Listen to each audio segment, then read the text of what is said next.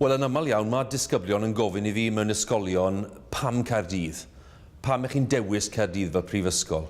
A'r un ateb sydd gen i bob tro, mae Caerdydd yn ddinas ddelfrydol i fod yn fyfyriwr ynddi, a bod yn onest.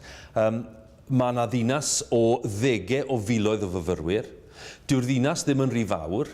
Mae hi'n brif ddinas, ac mae'n rhaid i fi ddweud, mae'n brif ddinas sydd wedi gwella tipyn ers o'n i yna yn yr 80au, ac mae'n cynnig cyfuniad i chi o bywyd da iawn, digon o lefydd i fita, digon o lefydd i fwynhau, digon o rygbi hefyd.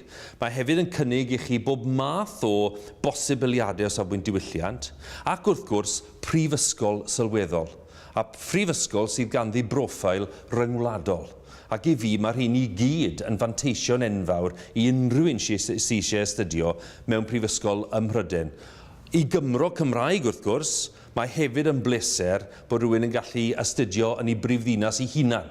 Ac i fi, mae hynny wedi bod yn fantes fawr hefyd. Gadewch i ni fod yn glir, y peth cyntaf ddylech chi ganolbwyntio arno fe wrth ddewis prifysgol yw safon y dysgu. Mae'n rhaid i safon y dysgu fod yn uchel iawn.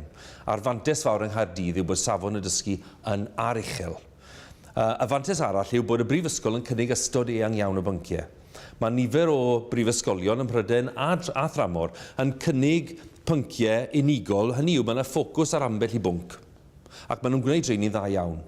Ond y fantes fawr yng Nghaerdydd yw bod y brifysgol yn ddigon mawr ac yn ddigon cynhwysfawr i gynnig ystod eang o bynciau. Ac mae hynny'n fantes hefyd i fyfyriwr sydd eisiau gweld pob math o bosibiliadau.